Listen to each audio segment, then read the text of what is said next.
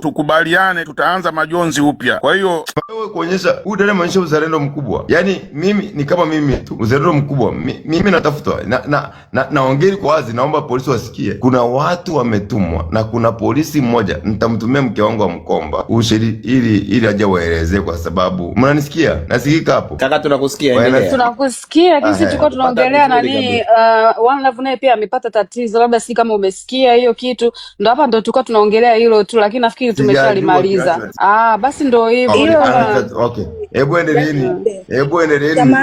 Samahani kaka Trump. Samahani kidogo. Kaka Trump, kama ukwepo tumepata taarifa kwamba One Love ana shida. Hatuwezi kujua ni kubwa au ni kidogo, lakini tumelipokea. Sisi kama watu wake ambao tunakujaga tunakaa kwenye live yake, tumelipokea na tumepata pia list ya watu wengine kadha wa kadha, akiwemo Cecilia, wewe Trump, Johnny, Surprise na wengine. Kwa hiyo tumefikia mwafaka kwamba kaka Sama ataorganize na kaka Nurvazi wataweka namba ambayo itapokea hela kwa ajili ya kwenu nyinyi au kwa ajili ya kina One Love na wengine. Hiyo hela ikishapatikana, kama ni labda imepatikana 100,000, itagawanywa. Kama mpo watano ni 20,020, kama mpo wawili 50,000, kama mpo watatu hilo limeisha. Yani sidhani hata kama kuna haja ya kulidiscuss hapa. Sidhani hata kama kuna haja ya nini. Yani hilo limeshaisha. Namba ikiwekwa, mwenye nacho chochote ataweka, asiyetaka basi, kwa sababu ni kitu cha upendo na ni kitu cha moyo. Dada Ruta. Nasikia Dada Ruta, tushakuelewa vizuri, lakini sehemu ambayo tunahitaji nisikike hapa vizuri. Nisikie vizuri. Mimi siomba msaada. Ndio nina shida, lakini sitaki kuomba msaada kwa sababu sikutaka tupewe sehemu nafasi, kwa sababu jamaa wataanza kusema kwamba wanachangiwa. Ndio maana mimi nikaona nimenyamaza. Siongeagi, tunapitia shida. Ndio tuna changamoto. Mtu kama mimi na familia, mke wangu ameniacha. Huo ndio ukweli. Mimi sina mke sasa hivi. Nikimwoa Mkomba, mwanamke mimi mkoaje kwenye shida, huyu unamwachana naye. Huwezi kuachana naye. Bila sababu kwamba sikiria tulia mura niongee. Bila sababu kwamba mmekuwa mwili mmoja. Sasa kama mwili mmoja kama mwili mmoja ananiacha, anakimbia kwao, na baki na mtoto wangu tu mmoja wa kiume. Mimi nimchukua mtoto wangu nikakaa naye. Unaona? Sasa ukweli ni kwamba sitakage hera. Ndio maana tumia watu wanakuja kwenye inbox yangu wanasema wanisaidie, nakataa. Kabisa nakataa misaada. Na nakataa. Wengi kabisa. Wengi kwa sababu sijui mtu gani. Lakini kama kaka Nurvazi wamezungumzia wameliona hilo. Mimi ni wao. Niko tu na namba ya kaka Nurvazi na Sama na Malikizi. Lakini ni kwamba ndugu zangu, tupo kwenye vita. Tunawindwa kila kunapokucha. Tunawindwa. Mimi kama mimi nawindwa. Na ndio maana nimesema hivi, kabla sijafa nimpe Mkomba mimba, aniite huko jina. Sasa siko kwenye comedy kwa sababu mimi niambia ukweli, kwa sababu tunawindwa. Yaani huo ndio kweli. Dada Cecilia anawindwa. Yaani mimi sasa hivi nataka tu jina. Hata kama sipo nitaitwa. Huo ndio ukweli. Mimi nawapenda ndugu zangu. Nikipata nafasi nipige nondo zangu, nitaelezea mambo ambayo Abdul anafanya na jeshi la polisi. Nikipata nafasi yangu nipige nondo zangu. Ngoja nipe nafasi kwa wengine kina veteran 6 tuonge. Hebu polisi veteran 6 aongee. Na muona veteran. Nasikia bora. Habari zenu. Nafasi unayo hapa kuongea. Salama. Naomba sorry, naomba kuuliza kitu kimoja. Kama kuna mtu amedownload nini ile app gani? Nini? Discord ndio. Yes. Nani amedownload Discord? Ushajisajili? Yes. Ili niangalie inakuaje. Nitakunivite. Wewe umenifollow? Yes. Umenifollow? Yes, nimekufollow. Naomba niongee basi. Kaka Martin, na uruhusu kupiga nondo zangu nimalize. Kaka Martin. Piga nondo kaka, piga nondo. Yaani hapo ndio uwanja wenyewe huu. Wewe ongea. Sawa. Huu ndio uwanja kujiachia. Kabla hujaanza kuongea, kabla hujaongea. Nasikia Trump, kabla hujaongea. Watu hapo chini wanatuma message sana, wa comment makopa. Yaani ma message peke yake. Komentini makopa. Tap screen mkomenti makopa. Punguzeni si message hapo chini. Message zimekuwa nyingi sana. Tunafuatilia. Asante. Piga nondo kaka. Veteran apande. Pia kaka tunamheshimu sana. Veteran ni mtu muhimu sana. Kuna siku moja nimemsikiza akipiga nondo. Huyu jamaa akiwa na hasira anapiga nondo za kali sana. Napenda mtu mwenye hasira. Unajua hasira inasababisha unapiga nondo za uhakika. Kama mimi sasa nina hasira, yani mimi na uchungu. Kwa hivyo nikishamaliza veteran apande apige nondo. Huyu kaka tumtambue, ni mpambanaji mkubwa sana. Cha kwanza niongee hili. Ndugu zangu, huu ndio ukweli usiopingika. Ndani ya jeshi la polisi wametawanyika. Asante veteran. Hebu nisalimie kwanza veteran, nisalimie kwanza uniendelee muda. Nijua kama ni wewe. Salimia kwanza. Nashuka pamoja nimpishe Sama. Sama ametuma request hapa, nashuka nimpishe Sama. Heri ya mwaka mpya Trump. Heri ya mwaka mpya. Endelea bro. Endelea bro. Endelea. Happy new muda. Nakukubali kaka veteran. Nakukubali muda. Wewe rafiki yangu sana. Namuona mheshimiwa wangu kaka Sama. Kaka Sama nakuvulia kofia muda. Unanisikia muda? Wewe ndio umesababisha. Nikikuona hivi muda, natuliaga kwanza. Hebu muache Sama aongee ndio niendelee. Kwanza nikupe pole, sijakuona siku nyingi, watu nikawa wanaona maneno na kuona mpaka kwenye live kubwa huko unajadiliwa, nikasema yuko kaka Sama, yani ni block kwenye akaunti zote, alafu yamepanga kuniteka tu, yani yanaenda mpaka Kiambu. Kuna kaka mmoja polisi Tanzania. Hiyo kutekana tunaambiana. Na mimi leo nimeweka kwenye post yangu kule. Si mmeona kuna mtu amekuja hapo kwenye live, nilifungua live yangu, amevaa vijola vyetu, anakuja kwenye inbox ananiandikia, wewe tunakutafuta kukuua, tunakuambia kuanzia saizi acha nini. Nimeweka kipande pale kwenye post yangu. Kuna jamaa anajiita Nasri, anakuepo kwenye hizi live, anajiita Nasri, anavaa vile vijola vya mwanzo alivyovitengenezaga Ngosha na Boke. Mnavikumbuka vile vya mwanzo vile tulitengeneza C6, unakumbuka? Alitengeneza C6 kweli, achana vya Boke. Tunavikumbuka mbona. C6 jamaa anavaa anajiita Nasri. Tafuteni account anajiita Nasri. Kanipata inbox ananiandikia kwamba tunakutafuta kukuua. Umeona? Nafasi ilikuwa yangu, lakini naomba uongee kaka Sama, nakupa heshima yako. Nimetulia. Unaona hatari. Endelea kuongea. Nime screenshot nimeiweka kwenye page yangu hapo. Mkienda mtawaona huyo jamaa. Anasema wewe ndio umebaki peke yako, unaongea sana. Unaona? Ina maana watu wengi wametishwa sasa. Ina maana ni hivyo. Nimeona hiyo message. Nime screenshot nimeiweka kwenye page. Mtaiona. Mimi ni kiakili na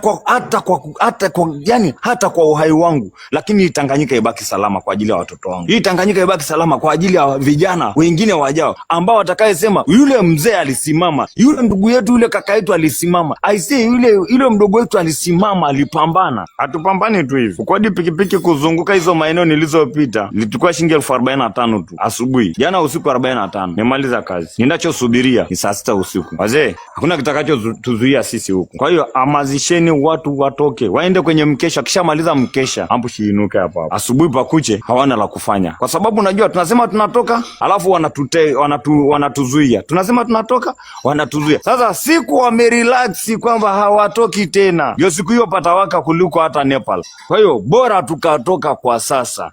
Na wakisema hakuna, tutawaambia ipo. Yani iwe leo, iwe kesho, iwe baadaye. Yani sekunde za kuhesabu, sisi tuko rodini. Yani msemeno ni ule. Ndugu zangu, damu ya Watanganyika. Kaka anaongea point nzuri sana. Kinanda, tunaomba jamani, walavu amka.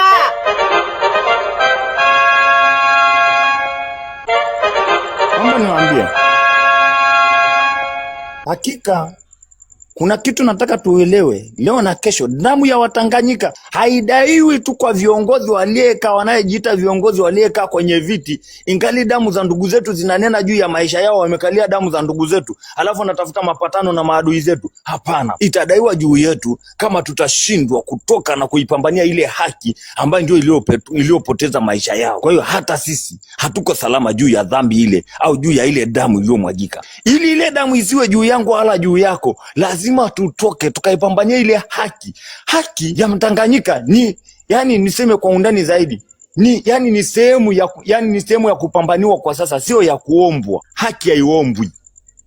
Ndio kuambia kwamba tuombe haki. Hakuna haki ya kuomba. Haki ananyang'anywa mtu, yani aliyezuia isiwepo. Tunamnyang'anya aliyezuia tusiipate hiyo haki yetu. Ili tuipate lazima tumnyang'anye yule aliyezuia.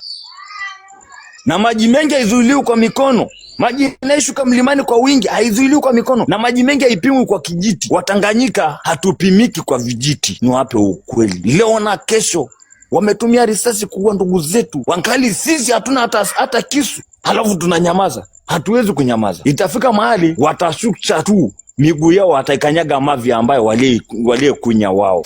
Itafika mahali tu watakubali kushuka kulalia ngozi ya ng'ombe ambaye waliichuna wakaitupa jalalani. Watashuka. Nashangaa makamu yake Wabandia na yeye amenyamaza kimya na wategea wenzake. Mwingine naye huyo mropokaji wa Singida naye anatoka anasema kwamba amepatikana mwenye mabasi. Kwa nini wanatetea mali zao isiangamie? Ni kwa sababu wanajua kwamba watashuka kwenye mavi ambayo walikunya wao. Niwaambie kitu. Pamoja na hayo yote, tutaomba jumuiya ya kimataifa kuzuia fedha zote ambazo ziliwekezwa kwenye mabenki yao, ambayo waliwekeza viongozi wa Tanzania, vitazuiliwa vyote. Majengo yaliyoko nje ya nchi ambayo ni ya viongozi wa Tanzania vitadhibitiwa vyote. Yani mali zote ambazo zilihujumiwa nchi yetu zikaenda kujengwa nje ya nchi tutaizuia. Mfano, Mkapa ana hoteli kubwa South Africa inayochukua watu 5,000 na wafanyakazi. Tutaizuia na tutauza kwa ajili ya kuja kujenga Tanganyika. Lakini tuamshe rapsha ili itakapotoka kuna cha kuuza huko nje cha kwao ili tuje tuijenge hii nchi.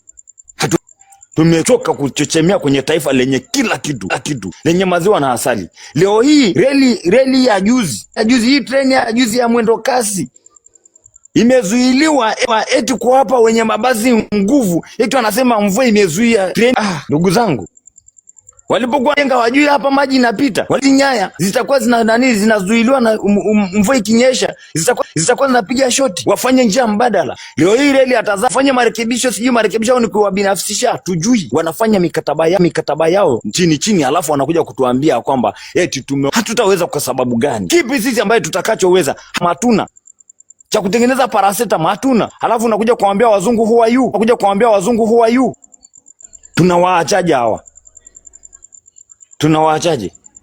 Ukimkuta kijana ambaye ni bado ni CCM mpaka sasa, kuanzia tuanze kupiga hizi nyundo, ni CCM mpaka leo, jua kwamba ni kichaa. Kama sio kichaa, mamake ni mchawi na baba yake.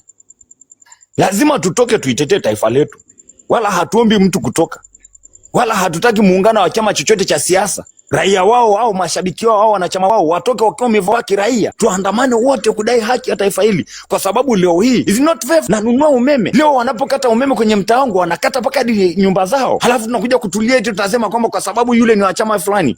Wakigoma tukiondoka wale tunayowajua tukiwarudia, aisee, ni kimbunga imewapitia. Na tusiulizwe kwa nini wamepitiwa na kimbunga. Nashukuruni sana, asante sana. Okay, Tanganyika umeongea vizuri sana. Naomba niseme kwamba kuna watu wanauliza tunakutania wapi? Tarehe 29 kuna mtu alitoa location? Hakuna mtu aliyetoa location. Kwa hivyo mtu asije hapa akauliza kwamba tunakutania wapi. Watu kama mimi hapa nilipo. Na taharuki kaka Mtizedi umeisikia? Naam. Ndo nimepasa hivi. Taharuki ya leo umeisikia? Kuna taharuki huko Kimara Korogwe, kuna taharuki, kuna jenzia linani bodaboda. Alipotea tangu tarehe 20, amepatikana leo amefariki, amenyofolewa macho. Kwa bodaboda kibao ni kama kimewaka yani. Wameenda kuzika na wakitoka huko ndo wanaunganisha watu, ndo wanaelekea huko sasa hivi akina C6 pia hivyo.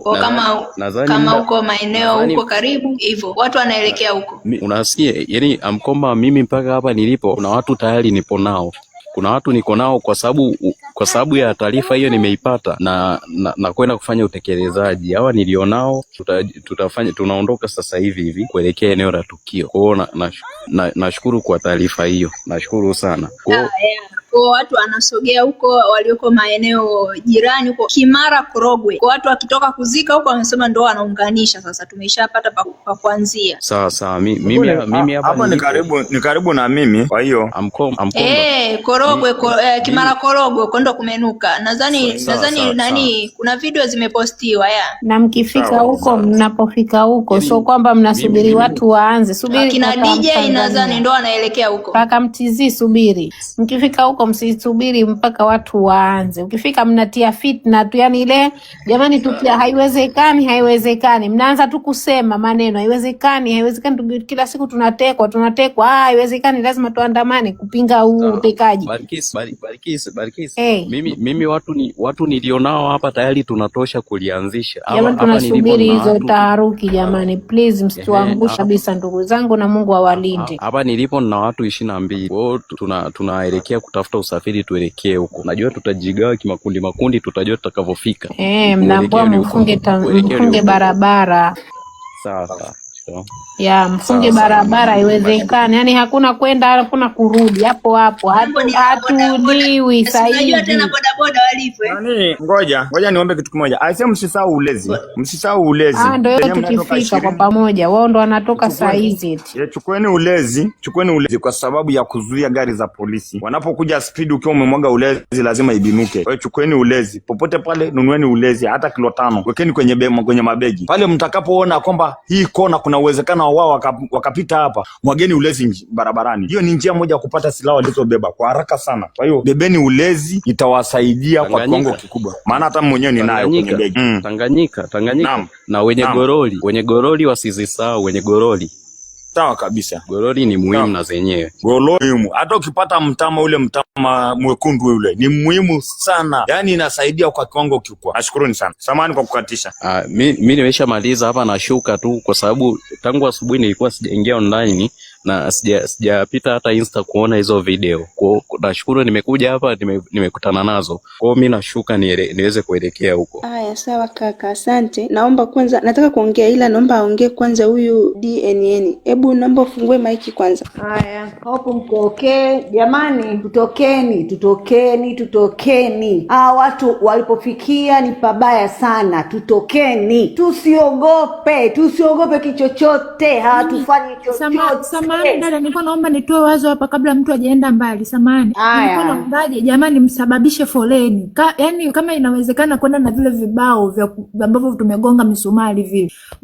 Msababishe mapancha kwenye magari ya watu. Mtu akishika kile kibao na kitupia barabarani, gari likipita tu pancha kule, wakisababisha foleni tutafanikiwa. Watu wanaoelekea hilo sehemu humo mabarabarani, watu wajigawe watengeneze foleni. Yaani kama hivyo vibao vya kusababisha pancha kwenye magari. Ndugu zangu, mimi nimeomba tu kupanda pamoja na ulezi sijui na vitu gani vingine, lakini vile vibao ambavyo tunagonga misumari. Yaani unavizia tu gari hili linakuja, unarusha kile kibao, kikikanyaga tu tayari gari linapanja, mnatengeneza foleni mpaka waje walitoa hilo gari, sio leo. Au mpaka waje watoe hilo tairi hapo, sio leo. Tena kama ingekuwa inawezekana mnakukaa wawili, mwingine anakaa upande wa huku, mwingine anakaa upande wa huku, mwingine anarusha huku, gari la huku, magari yanatoka huku yakiwa na foleni ya huku yanakuwa na foleni. Inakuwa haiwezekani watu kupita. Yaani nilikuwa nataka nitoe hilo wazo. Ni haki kabisa, asante sana. Jamani, naombeni na mimi kushuka kwa ajili ya kuelekea huko. Kwa hiyo mjitahidi kutengeneza foleni ili polisi wasije kuwahalasi. Mjitahidi jamani, kipindi wengine tunasogea, watu mjitahidi kutengeneza yaani tafuteni namna yoyote ile kuwa kuna foleni. Yaani mambo yasiende. Barabara zikiwa nyeupe itakuwa changamoto. Maliza. Samahani kwa kukatisha kipenzi. Na neno uko pamoja. Yaani tutokeni. Antisha nimekusikia Antisha, usilie basi. Wanaume wetu tunawategemea. Tunaelewa. Najia sana wanaume zetu tunawategemea. Tunataka mtuonyeshe wanaume zetu. Mtoke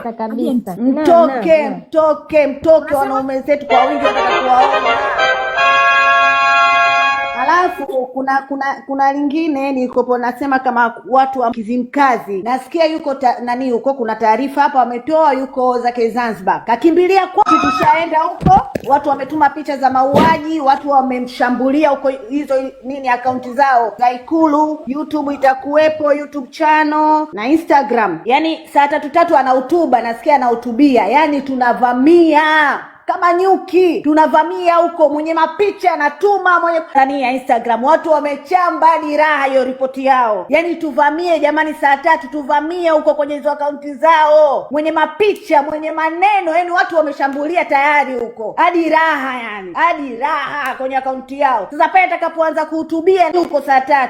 Yaani kwa mawazo yangu naona twendeni tuvamie pale anapohutubia huku, message zinatiririka kwenye hizo online zao, website zao. Ambizana tusogee na huko pia, wakati tunajiandaa kwa mwaka mpya kuingia barabarani usiku mkesha. Sawa, nzuri hiyo, nzuri. Yaani tusiache wote kupelekea moto. Mamgomba. Tutakumbushana saa 3 basi. Niambie. Mimi nimemaliza. Nataka niambie wenzangu, hii siku pekee bila kutiana uoga, bila kuuziana uoga. Ndugu yetu amekufa, ametolewa macho siku nyingi zilizopita. Ndio amekuja kuonekana mtu ananuka, ameshakuwa mzoga. Wewe, hebu kunywa maji kwanza. Kunywa maji. Sasa naendelea. Ndio kazi umeshindwa kuvumilia. Nataka tukutane pale. Mama nikwaje amesema? Pamelikuwaje? Wamesema Kimara Korogwe, watu wameshaanza kusogea muda mrefu jamani, maeneo hayo. Mimi nilipo hapa nimeshawacha na vifaa vyangu naondoka. Yaani yani Kimara Korogwe. Sielewi kama kuna mwanaume ambao yuko Dar es Salaam hii ashindwe kusogea pale. Tusogee jamani, huu ndio muda. Yaani tutafaidika vitu vingi. Tutafaidika kusababisha foleni kwanza. Pili, utakayofika pale ni hapa. Ukiona watu wawili jamani, wewe cha kwanza hii tukujue kama uko pamoja na sisi. Yani mpaka sasa hivi ninavyoongea kuna foleni ya kufa mtu, magari yamesimamishwa yaendi. Kila siku tutatekwa sisi. Yani hapo ndo nitakuja ukujua kama tuko pamoja. Yani unavyotoa sauti hiyo maana yake umemwambia aliyoko pembeni yako. Jamani mimi nipo. Yani maana yake ndio mimi nipo. Jamani kila siku tunatekwa sisi, kila siku tutatobewa macho. Kwa hiyo amenania amefia nini? Yani hayatoki Korogwe, hayaendi wapi? Yani yamesimamishwa sehemu moja. Yani kuna msafara kwa mtu. Wanangu wa Mbezi sogeeni, wanangu wa Buguruni sogeeni, Kitabata, Kimanga wote sogeeni, watu wa Magomeni huko Temeke sogeeni. Yani tukikutana pale wote ambao tuko kwenye live wanaume wote, jambo linakamilika leo. Najua tumeshalianzisha kusogea wanaume wote hapa. Usiunaona hapa tumebaki sisi. Wanaume wote waishasogea muda mrefu huko. Mimi nashuka. Nitapanda tena nikiwa kazini. Sawa. Yaani leo tena kitokeza. Sawa kamanda cheki. Mara si ametua na watoto wa kike. Kuna nyewe wadada inabidi tukaongeze nguvu. Tunapiga domo tu hapa. Twende tukaongeze nguvu kule. Kike tukatangulie mbele. Sisi tunashuka tukishaona kimekolea ndo tunasogea. Kama ni kichao. Mwanaume hapa aliyoko Dar es Salaam anaongea dakika 2 anauliza ni maeneo gani, tunamwelekeza anashuka. Yaani mmeshaona watoto wa kike tumebaki hapa, tunakuja na vilemba tu.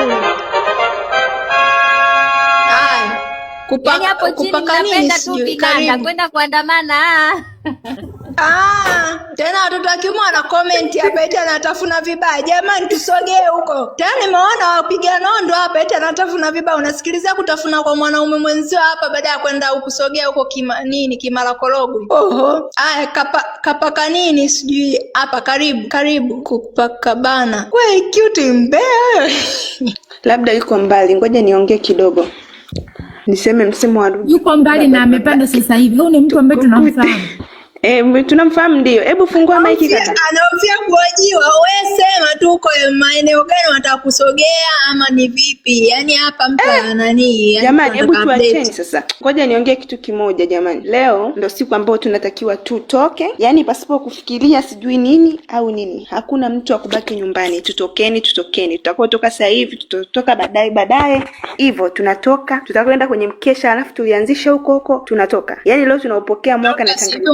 Muona huyu anayesema tuko serious na kazi. Hivi kweli anaweza ka comment hapa tuko serious na kazi mtu anayeelekea huko? Eti acheni kucheka. Twendeni sawa atucheki. Tangulia. Tuko tukaa 24 hours tuko tu hapa bila ya kitu chochote kikatokea kikatupa hizo kucheka ni maumbile jamani, hebu tuacheni. Tuna discuss vitu vya maana na kucheka pia kidogo imo. Sasa hapo chini wewe twendeni kwenye twendeni tuko tukafight hapo. Ndoka samani. Endelea watu bwana wanaga jema. Ukipandisha live ukicheka wanasema huko serious. Wengine wanakuandikia message wewe ni mamluki. Yaani mimi mpaka leo ukiongea serious ati punguza userious. Sasa watu wafanye nini sasa? Endelea mwaya. Alafu tukiwa mute wanalalamika wanakuja kulalamika. Jamani achini hizo. Asubuhi hapa nilikuwa serious wanasema amkomba punguza userious jamani. Sijui nataka nini. Jamani mwelekeo kule Korogwe. Emmanuel naomba aongee Emmanuel. Ana rekodi huyu. Wa Emmanuel. Unatusikiliza sile. Wewe umepanda nawasikiliza. Mimi niko mbali mno, sina hata uwezo wa kufika huko kwenye maana. Unatakiwa uongee baba. Ongea. Sasa unatusikilizaje hapa juu? Mnasikia? Vizuri unatusikilizaje hapa juu? Tueleweshe watu. Tuendelee na kazi. Una nafasi watu walioelekea huko tunaziacha hapa. Wewe kubaka nini sijui nani ongea kama nani basi utapanda baadaye. Kupaka bana. Ongea kaka. Maana mtu ameenda huko anasema anarudi na update, akishaona tumejaa hapa alafu hamna chochote kinachoendelea ni nini? Huyu sasa umekueje au haipo karibu au uko kwenye tukio kupaka bana, andika comment hapo. Ukuta ajui kama aituma request kitambo.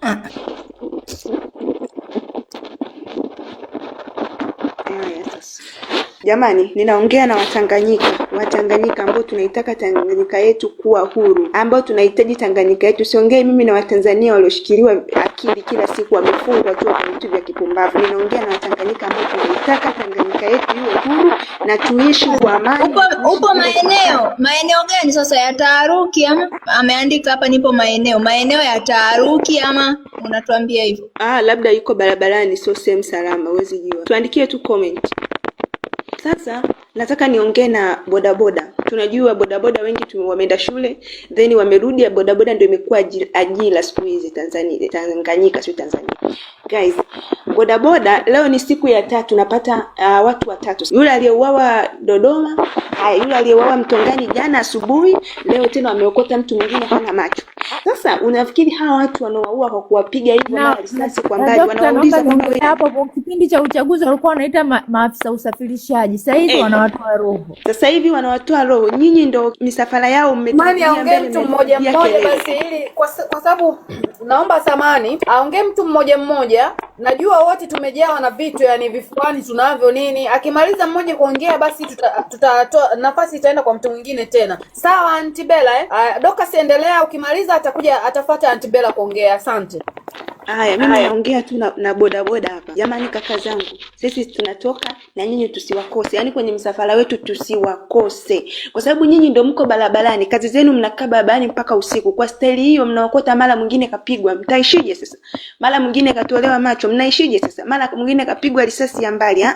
Hapana, lazima tutoke. Kwanza tunahitaji Tanganyika yetu. Hatuwezi watu milioni 60, milioni 70, hatuwezi kukaliwa na mtu ambaye anaamua kutuua na kutufanyia uharibifu kwenye ardhi yetu wenyewe. Alafu kesho kutwa akishaona ameharibu anakimbilia. Oya we msenge, siongei na Mtanzania hapa, ninaongea na Mtanganyika kumanyoko. Alafu baadaye mtu anakimbia akishatuharibia ardhi yetu. Ni hivi, hatukubali. Tanganyika tunajua misingi yetu. Account. Mkishamaliza kutukana account ikishushwa mnitafutie account. Sense type.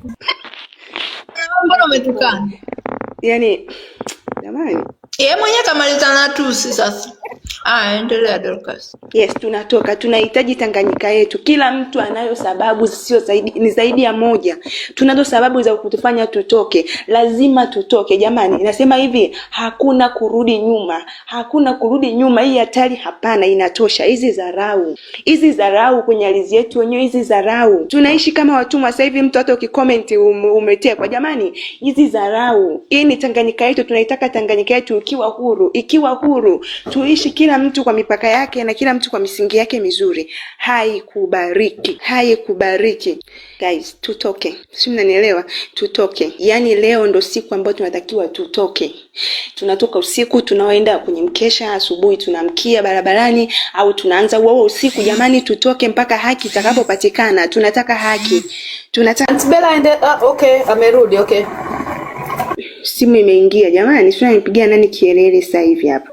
Tutoke. Yaani mimi nataka niwaambie hivi, hatuna cha yani hivi tutoke tukaikomboe Tanganyika yetu. Hatuwezi kukubali kuwa na ardhi ambayo kila siku ni watu tunauawa tu kizembe kiasi hicho. Sasa tutafanyaje? Kaka zetu ndo kazi zao, wanasoma mwapi ajira? Watu akikuwa mtu mzima anaona atafuta bodaboda ya mkataba, unampiga risasi, unamuua, unampiga sijui na kitu kizito kichwani unamuua. Unataka tukaishi wapi? Hii ni nchi yetu wa Tanganyika. Watanganyika kuna umuhimu sana wa kuikomboa Tanganyika ikae mikononi mwetu. Wazazi wetu tunakubali kwamba walikaa kizembe, walinyamaza, hawakujua hasara. Leo sisi tunayapata matatizo. Tusipoiponya leo, kesho yetu pia ni ngumu. Tusipoiponya leo, watoto wetu pia wataishi kwa mateso kama tunavyohangaika sisi hapa.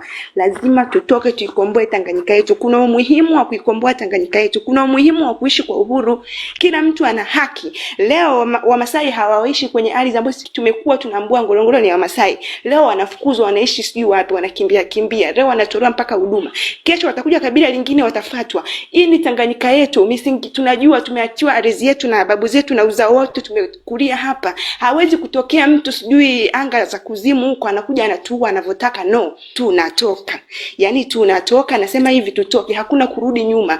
Hawa wa Tanzania wajinga ambao wanapiga kelele achaneni nao. Msafara wa siku zote yani wajinga wapo tu kila mahali. Tutoke tuitafute haki yetu wa Tanganyika. Yani hivi sasa hivi tunaichukua, hatuendi kumuomba mtu yoyote, ni ardhi yetu. Hakuna mtu yoyote wa kutupangia namna ya kuishi kwenye nchi yetu wenyewe. Hii Tanganyika ni ya kwetu.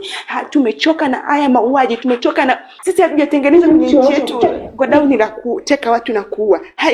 Haikubariki. Yani wewe na kundi lako na magenge yako ya kishirikina sijui ya mauaji umeyatoa kuzimu, na kwambia hivi hii Tanganyika ni ya kwetu, hii ni ardhi yetu, huu ni uzao wetu, huu ni urithi wetu. Hakuna mbwa yoyote wa kutupangia wapi tukaishi. Hakuna mtu yoyote wa kututoa. Tumezaliwa hapa, tuna misingi yetu tumeikuta hapa. Umoja wetu ndio ushindi wetu, umoja wetu ndio nguvu yetu. Wa Tanganyika tuna haki ya kuipata Tanganyika yetu. Tanganyika yetu ni kama imezikwa, ni kama imefichwa. Ndio maana kila kitu tunaumia, tupate msaada, tupate mtetezi, kwa sababu hakuna Tanganyika. Hakuna Tanganyika, ni kama wameizika, ndio maana watufanyie kila tunachokitaka. Nataka leo tutoke tuikomboe Tanganyika yetu. Tutoke tuikomboe Tanganyika yetu. Msivunjwe moyo na watu wachache. Ulaya unaangalia kioo tu uko juu baba, kitu kina sijui hesabu lini mabati. Kwa hiyo unaambiwa zumuni la safari yako. Sasa nawasaidia kitu kingine. Kwenye zumuni la safari yako, kama hujui Kiingereza usiongee chochote. Unaweza kumwambia tu just wait please. Inatosha just wait please. Maana ukimwambia moment ataona wewe unajua Kiingereza. Moment please hili linajua. Lakini ukimwambia just wait, maana wait just wait, yani kile cha darasa la kwanza na la pili. Lakini ukimwambia moment please ata nini? Mwambie just wait. Ukakima just wait, unaingia kwenye mkoba, unatoa lile likaratasi lako. Kama ni likaratasi la tourist unamuonyesha kabisa lile linaloonyesha kwamba mimi nitaenda Roma, Piazza Venezia, nitatoka nitaenda Piazza Cinquantacinque, baadaye ziara yangu inaisha. Piazza Cinquantacinque nadhani mnaokaa Roma mnajua. Pale station anaitwa Piazza Cinquantacinque nadhani kama 500 sina ngapi kwa Kiitaliano. Cinquantacinque kama 555, Cinquantacinque kama 555, kitu kama hicho. Umeona? Kwa hiyo nadhani mmenielewa hapo niliposema zumuni la safari yako. Usiongee kama ujui. Toa lile likaratasi, au kama wewe umeenda kwa mwaliko labda wa udokta, toa muonyeshe zumuni la safari yangu, mimi ni dokta naenda kwenye kongamano, yanakuwa yameandikwa kwenye makaratasi. Muonyeshe karatasi. Tena kwenye karatasi ataamini zaidi kuliko hata utakapoongea. Ukiona una shida ya kuongea, tueleze utakapofikia. In English. Kuna ndeni mkasome hiyo miezi hiyo mwezi. Umeona? Na penyewe zama tu. Piga na penyewe vile kama nilivyokuambia. Wewe utakuwa kama mimi nilivyokuwa napiga tu. Just wait. Sasa mpaka akaelewa mzungu. Kila nikisema just wait nimeshazama kwenye mkoba. Ila hapa unampa karatasi lako la hoteli utakayofikia, au kama unafikia address ya rafiki yako utamuonyesha. Tuonyeshe bima ya safari yako. Lazima uwe na bima ya safari, na bima ya siku 6 inategemea na nchi unayoenda. Lakini bima sio azinaga bei hivyo 300, 200, inategemea na siku 4. Yani fuatana na siku unazokaa. Yani bima ya safari maana yake ukipata ajali huko watakutibu. Hiyo yani hizo document zipange zikae karibu. Zitakusaidia hata bila kuulizwa maswali mengi. Kama hujui uongee. Na msijifanye kuanza kwa sababu umefika Ulaya unajifanya yes unajifanya unaongea. Kudadadeki utapigwa mavokabulary hapo. Nimeshawaambia Ulaya hamna mabati ya migongo. Eti unaanza kunyanyua macho ya hesabu. Umeona? Alafu pale atakwambia utakaa siku ngapi. Sasa hapa na penyewe unaweza usiongee kama ujui. Utakaa siku ngapi usiongee, unaweza ukamuonyesha aidha ticket au ukamuonyesha hoteli au tiketi zinazungumza kuhusu ukaaji wako, sababu kuna kikomo. Utakuwa umeshanielewa. Tiketi itakuonyesha kwamba unarudi lini, hoteli itakuonyesha utakaa siku ngapi. Unaweza ukamuonyesha pale kwenye hoteli, unamsontea tarehe hii hapa. Na utakaa siku ngapi, utakuonyesha bana nitakaa siku kadhaa hapa mpaka hapa. Utamuonyesha. Utarudi lini, unamuonyesha pale tarehe. Maana na hilo unaweza ukaulizwa utarudi lini, utamuonyesha. unazo pesa za kutumia huo muda utakaokaa hapa? Ni English.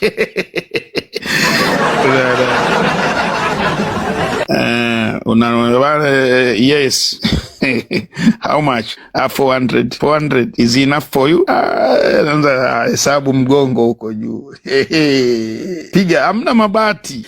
Tunaweza kukagua begi lako? Hili ndio swali ambalo lenyewe narudishaga watu wengi. Haya ya mawili ya mwisho ndio yanayorudisha watu. Una pesa kiasi gani na tunaweza kukagua begi lako? Haya naweza kukurudisha nyumbani. Aiza una hela za shomane au kwenye begi lako ndio mnao nani? Naenda na mkongo kukomoa wazungu.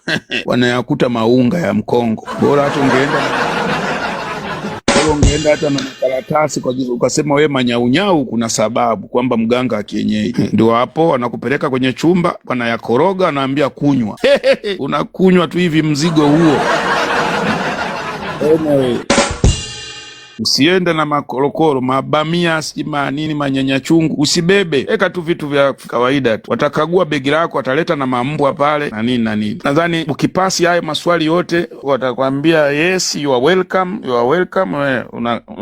Unaanza kuchekelea sasa Ulaya. Nilikuwa nimewaambia kwamba kwa nini ukifika pale kama kwa nyembo mnaenda Italy, kwa nini ukifika pale kama umechukua ndege ya KLM nataka kubadilishe uende nyingine ya Roma. Nasema hivyo kwa sababu pale Italy, yani pale Italy kuna kashfa fulani, mimi nimekaa pale miaka 2, kuna kashfa fulani wa Tanzania wana sifa mbovu sana pale Italy ya kuuza madawa ya kulevya. Wa Tanzania wana sifa mbaya sana. Yaani ukikamatwa pale ukasema wewe ni Mtanzania, Karibinyeri. Karibinyeri ni FFU kwa Kitaliano wanaita Karibinyeri. Maaskari fulani makubwa yamepanda juu, yanavaga miguo mieusi, yanaitwa Karibinyeri, yanavaa mamiwani yamepanda. Sasa ina sifa mbaya sana pale kwa kweli Italy. Italy ina sifa mbaya. Napoli, Milani, Watanzania wana sifa mbaya kweli kweli. Yani wanauza unga, yani wana sifa mbaya. Yani ukifika pale unaweza ukaona na unatamani hata useme wewe ni Mkenya au ni Mrundi. Umeona? Kwa hiyo ndio hivyo. Lugha vipi kaka kama hujui? Lugha kama hujui si nimekwambia utakuwa unaonyesha makaratasi. Kwa wale wanaohitaji kuungwa na hii ya Salisa. Hapafai kabisa Napoli. Ni kweli. Mimi nimekaa pale. Mimi nimekaa huko, najua Napoli nimeenda sana, najua Venezia nimeenda. Sasa sikwenda Milani tu, lakini Napoli, Venezia ndio sehemu nilikuwa nazipenda sana. Na nini eti Venezia? No. Venezia sijaenda, eti Venezia. Florence, Napoli, Florence, Roma. Hizo sehemu nimeenda hizo tu. Nabajua vizuri. Ila Napoli, Napoli yani ni Afrika. Napoli ni Afrika. Ni Afrika. Na Senegali wanauza machinga chini kama vile Kariakoo. Pana ovyo kweli. Tramu inapita hivi watu wameweka manyanya. Ni kama bongo tu, pachafu. Pachafu kweli kweli. Nimekaa pale. Roma kidogo pazuri. Roma pazuri. Napoli. Napoli yani kama Manzese. Kwa hiyo mimi nadhani hii ya maswali ya airport tumelimaliza. Lingine linafuata nini ni Salisa? Alisema ukimbizi kama sikosei. Okay. Fingerprint na ukimbizi. Taongelea ukimbizi. Sawa. Jamani, ukimbizi nadhani nilifafanua juzi. Ukimbizi maana yake nini? Niliufafanua juzi. Ni hali ya mtu kutoka sehemu nyingine kwenda sehemu nyingine ili aidha akaokoe maisha yake au akapate aweni. Tena hata hivyo ukienda kwenye Google hawasemi ukimbizi, wanaita hifadhi. Wanasema hifadhi, kuomba hifadhi. Yaani kama wewe una matatizo nyumbani kwenu, kama sisi tunavyouliwa nyumbani, utoke uende uje huku Ulaya uombe hifadhi. Neno ukimbizi tunalitumia sisi, na neno ukimbizi linawafanya wengi wanaacha kuja Ulaya. Wengi wanaacha kuja Ulaya kwa sababu ya neno ukimbizi. Kwa nini? Kwa sababu neno ukimbizi hawalifafanui vizuri, hasa Afrika.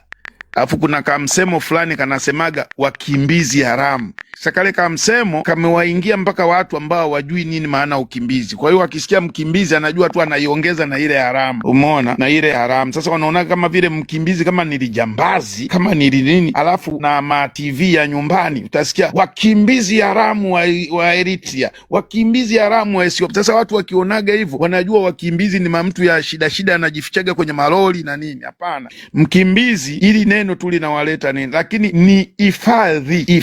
Ukiingia kwenye Google utakuta wanaandika hifadhi, hawaandiki mkimbizi. Hata ukitranslate haiji mkimbizi. Sasa sema nyewe mkisikiaga mkimbizi mnajua nilijambazi, kimbizi ni mtu la kuwaua kama limafere, yani mnajua makimbizi. Hapana, kimbizi ni mtu mzuri tu, ni neno hifadhi. Na Waafrika mnawaona huku wanavyoenjoy, wale wote ni wakimbizi, wanaishi vizuri, mnawaona. Na nyewe wenyewe wanawake mnahangaikaga kwenye TikTok, na waonaga kwenye vipeji vya wadada wanaoolewa na wazungu, mnahangaika kweli. Utakuta mmejazana sehemu hata watu 100, mmeng'ang'ana. Sarisa, umebadilika rangi Sarisa, hebu kageuze katoto kako nikaone. Babake kana manywele jamani, kana manywele ya babake. Alafu umeng'aa kweli maskini Sarisa. Na unatumia mafuta gani? Yani utakuta wamejazana pale wa binti kumsifia mwanamke mwenzao sababu yuko Ulaya. Hiyo kitu ndio siipendi. Nendeni, msiende hivyo. Ni rahisi tu kwenda. Kaa hapa kwenye live na wewe huo unasifiwa hivyo. Hawa wote mnaoona wadada walioolewa na wazungu wametokea hivi kwenye live kama hivi. Na wengi wanaoolewa ndio kama hivyo. Mambo labda anafika naomba ukimbizi unakataa, anapata bwana. Sababu mwanamke Ulaya ni rahisi sana kupata sheria kuliko mwanaume. Sababu mwanamke ndo anapanga azae, mwanaume apangi. Yapo, mnanielewa? Mwanamke ndo anayepanga kuzaa, mwanaume apangi kuzaa. Sasa mzungu hauwezi kuzaa na wewe kabla hajajua background yako. Mwanamke ana uwezo wa kuzaa kwa sababu ana shida na yule mtoto. Kwa hiyo wanawake wana advantage sana. Kwa hiyo mwanamke hata akimpata mzungu leo akiwa anajua sasa hizi dalili za mimba, sifanyi kosa. Umeona? Kwa hiyo ndo kama hivyo. Kwa hiyo wanawake wana advantage sana. Ndio maana kila siku nawaambia wanawake njooni Ulaya. Tena wanawake njooni wa kutosha. Mna advantage kubwa sana. Ukikosa ukimbizi unapata mimba. Ukikosa mimba unaolewa. Una vitu vitatu nyie vimekaa hivi nje. Kuna sheria ya kuolewa, kuna sheria ya mtoto, na kuna sheria yako ya ukimbizi. Kwa hiyo mna mambo matatu ambayo yote yatakushinda. Mna mambo matatu ambayo yanawasaidia. Unapata mimba, unaolewa, na unafanya ukimbizi wako. Ukikosa ukimbizi unaenda la kuolewa. Ukikosa la kuolewa unatafuta la mtoto. Una mambo matatu ambayo mwanaume hana. Akipigwa mkuki kwenye ukimbizi imekwisha, kwa sababu kupata mimba inategemea na yule mwanamke.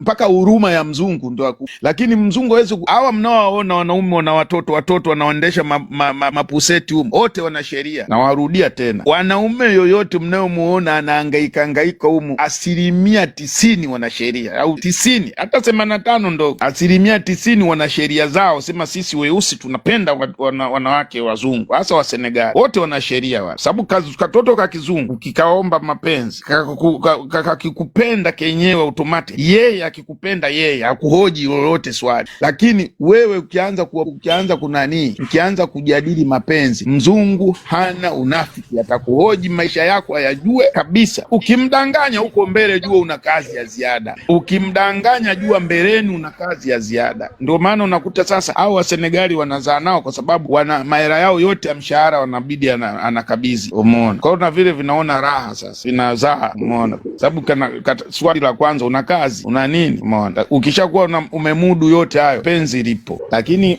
wapo wale anayekupenda angalii lolote. Umeona? Sababu na mabumunda yapo, sio kwamba wazungu wote wajanja. Hapo na mabumunda mengi, si tunakutana nayo tena mengi tu, mabumunda mengi sana, wala hata msinini mabumunda yapo. Mengine mazungu hapa hayajui hata ukimbizi ukoje, linajua likikuona Ulaya linajua wewe ni kama yeye. Yapo na yenyewe mengi tu yapo. Wapo na wazungu wengine wanaogopa kuja mjini, watagongwa gari. Wapo. Mimi nimekaa kijijini mwaka 2000 na kipindi cha COVID. Wapo. Unamwambia kabisa Sabini, aujourd'hui tupate à la ville. Non, moi jamais à la ville. Yani mimi kamwe siwezi kwenda jijini, yani town. Sitaki. Anakuambia sitaki. Sasa unaona, na wenyewe wapo mabumunda. Sio kwamba mnapoona kila mzungu ni mjanja. Yapo na majinga kabisa, wengine ananipigiaga simu kuja kuomba ushauri. Nyewe mnaniona mimi sifai, naomba ushauri na wataki.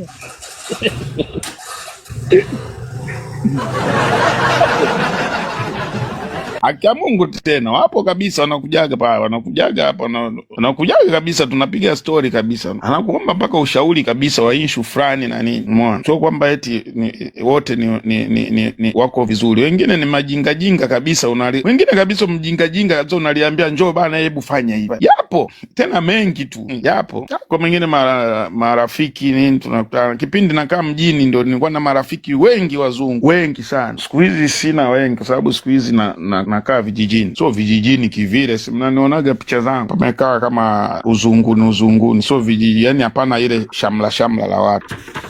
Kwa hiyo jamani, ngoja nielezee sasa ukimbizi.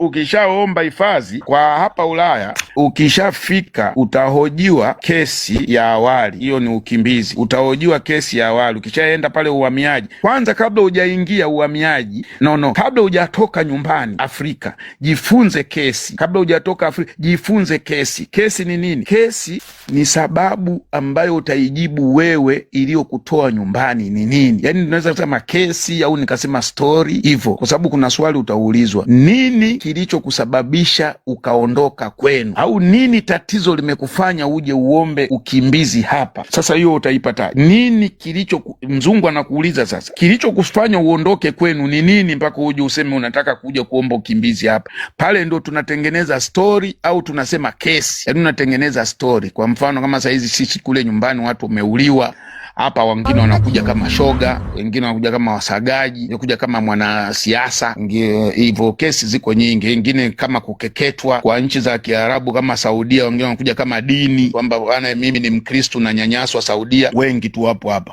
Lakini sisi nyumbani Tanzania sasa hivi tuna kesi ya aina 3 tu, tena tuseme 2, na hii ya mauaji tuipige kwenye siasa. Tuseme kwamba tuna kesi, yani tuseme tuna usagaji kwa wanawake, usenge kwa wanaume, na siasa ambayo inaunganishana na hiyo ya mauaji. Hizi kesi 3 ndo kwa Mtanzania ukija huku una uwezo wa kutoboa. Sasa kuitengeneza hiyo story, hiyo inahitaji ziada. Hiyo sio bure. Kwa huku Ulaya wengine wanachaji mpaka €600, wengine mpaka €700. No, kaa Ulaya wanajua, au ambao wameshakaa kwenye maukimbizi wanajua.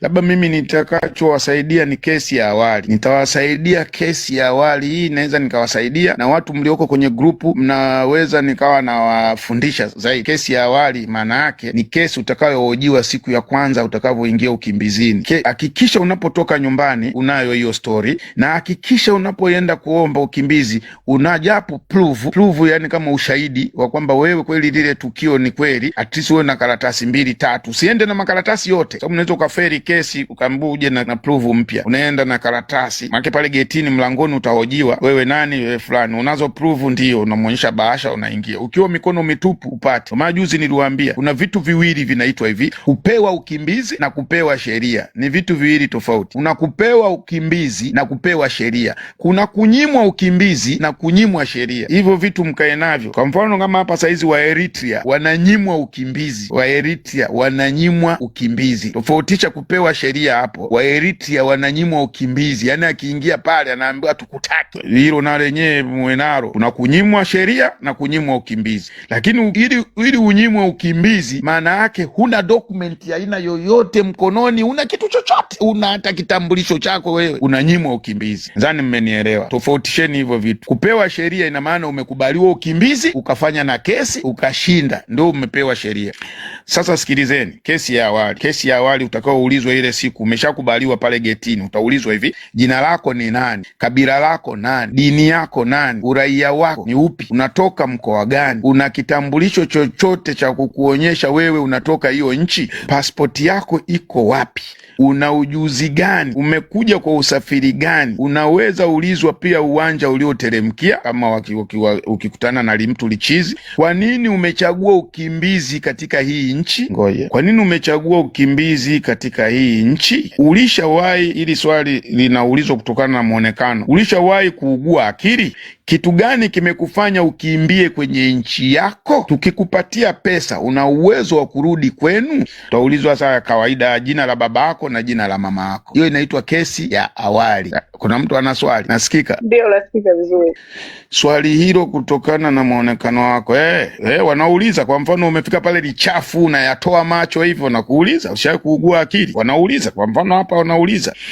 Swali zuri sana. Haya yote unaulizwa utakuwa unaongea kwa Kiswahili. Sababu utaulizwa pale kabla ya interview. Aisenye mtu akinisimama akiniambia vile Jackie achana na mambo ya siasa, mimi namuuliza swali. Hizi ndo siasa kweli? Hizi ndo siasa za kuuliwa mbele umati wa watu wamekufa, watu wanakufa ovyo ovyo. Ndo siasa? Ndo siasa hapa? Kwa hiyo mtu akikwambia hivi jamani tokeni tuandamane, kasome katiba. Maandamano kweli yapo? Kweli hujahakikishie kweli maandamano ni hayapo? Kwa hiyo mimi naenda kuandamia nini? Naenda kuandamia kwa sababu kuna umati wa watu polisi wanaua watu kabla halijanifika mimi kwenye familia yangu, bora nimepaza sauti. Kwa mfano kama hapa mnavyoitwa kuhusu Kimara, watu mlokuwa karibu, msione kwamba watu hapa wamepanda kwenye hizi live. Wengine tupo mikoani, wengine wako kwenye manchi za watu huko, wengine wapo wapi. Wewe uliyekuwa karibu, roho yako inakusuta kabisa, upo jijini Dar es Salaam na una nguvu, kijana shupavu, unajiita mwanaume, unajiita mwanamke, upo ndani tu unaenda kujifungia zako kigodoro chako na kitanda chako, basi unajiona hayo ndo maisha. Kati maisha yako wewe wamekushikilia watu wengine. Toka kapazi sauti yako, beba bango lako, nenda kapazi sauti pale Kimara, toka, ndo nafasi peke yake. Na wewe ambao uliokuepo hapa unapiga kelele kwamba hapa jamani tokeni hapa, watu wote waliokuepo hapa sio watu waliokuepo Dar es Salaam, sio Dar es Salaam peke yao. Ila wewe ukijiona upo hapa, upo Dar es Salaam kweli, roho yako inasuta, toka nenda kaungane hapo Dar es Salaam. Eti sijui toke sijui wapi so mbali hapo, bodaboda unapanda. Kuna kijana mimi alikuwa ananifuata, ananiambia kabisa bwana mimi sina nauli nitumie. Mimi namtumia, nenda kutoka Mbagala tu hapo sijui mpaka wapi hapa unaenda. Si unaenda kupigania haki, unaenda kupigania taifa lako. Taifa lako limefanya nini? Maswali mengi unavijua, vitu vya kupigania kwenye taifa lako. Kuna kitu gani kimekosekana? Kuna haki gani imekosekana? Unajua au mpaka uelezwe? Tanzania mimi naomba kwamba Uganda sasa hivi, nchi ambayo mimi nimepanda asubuhi nimesema Uganda sasa hivi, Uganda kama Uganda maradufu wanakandamizaji wao, lakini wanapambana. Ukiona komenti zao zinalizisha, wana umoja. Kwa nini sisi? Kimara, upo Kimara, toka kaungane na wenzako. Upo Dar es Salaam, mimi sema Kimara, upo Dar es Salaam, sogea. Tuacheni ubinafsi. Leo ukimpambania huyo kijana alokufa, kesho kifa wewe, sisi tutaendelea kupigana.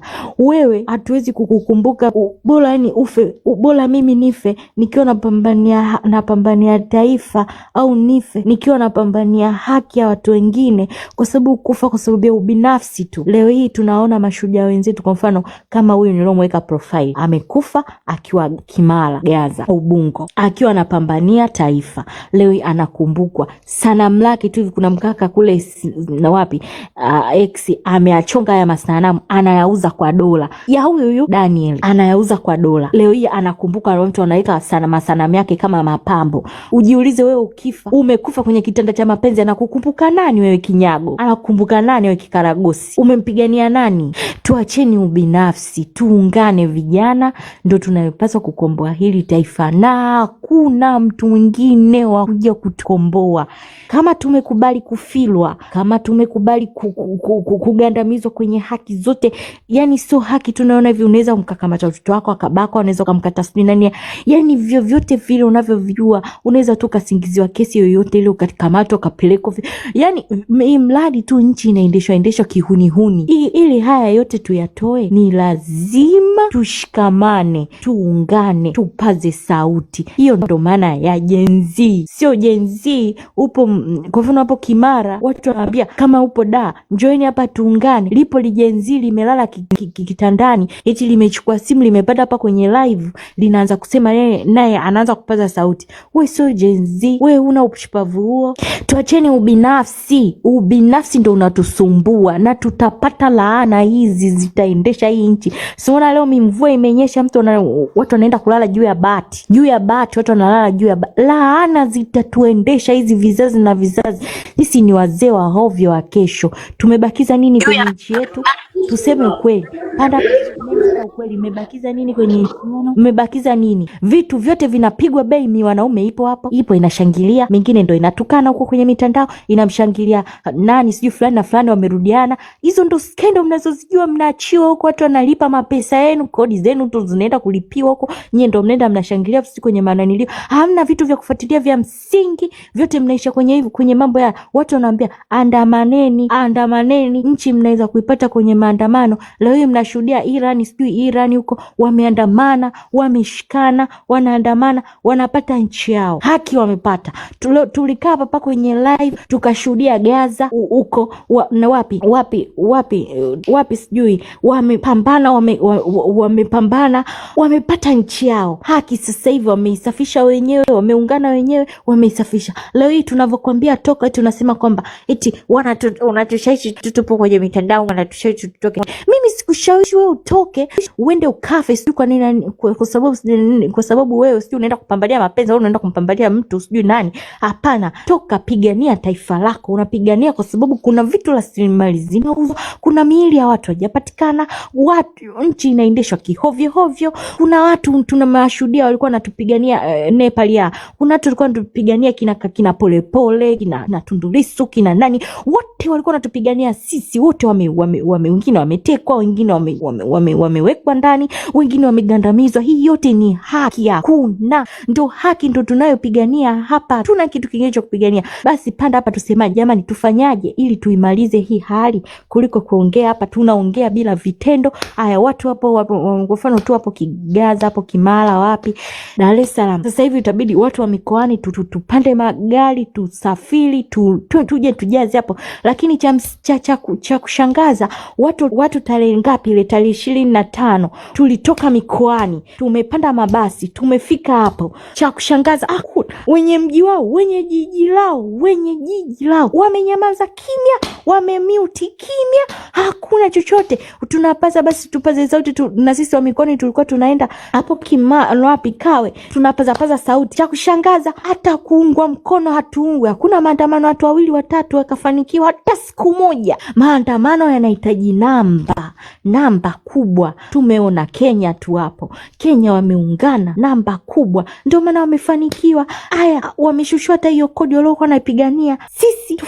tufanyaje kama Tanganyika? Kama umoja hakuna, namba hakuna, watu tunatoka mikoani, tunamaliza nauli zetu, tunafika hapo kwenye jiji ambalo linahitaji namba. Wenye jiji wamefyota zao mikia zao, ndio kwanza wamenunua nyanya na karoti na nilio wameenda kujifungia ndani. Tunafanyaje sasa? Tunaunganaje? Haya, leo hii Kimara hapo, kijana kapigwa mbele yao, wangeungana tu hapo, wangepaza sauti. Polisi ndo wamemuua, wameshuhudia, polisi ndo kamuua. Leo tena polisi ndo kaua. Haya, wanashuhudia. Tufanyaje? Haya, tufanyaje? Sisi kama vijana tumekubali kufilwa, lipitwe tiki, polisi waishi na sisi. Tumekubali kutekwa, tukubali nchi iendeshwe hovyo. Lazima, maana hapa hatuna rasilimali zilizobaki. Tusijidanganye hapa tunapanda sijui tuna nini, sijui labda hii airport ya Dar peke yake ndio imebaki, vingine vyote vimeshapigwa bei ya Wachina washaingizwa, Arabu washaingizwa. Sasa sijajua nyewe Watanganyika mpo tu hapa, unajiita mimi Mtanganyika, sijui unajiita Mtanganyika, kapigwe bei huko, kafanya kazi, kawe mtumwa, ndio kilichobaki. Tusipojitoa sisi kuikomboa nchi, ndio wazee wa hovyo wa kesho. Kuna mmoja kipindi hicho ambacho bado hatujapanda hapa kuongelea haya mambo ya siasa.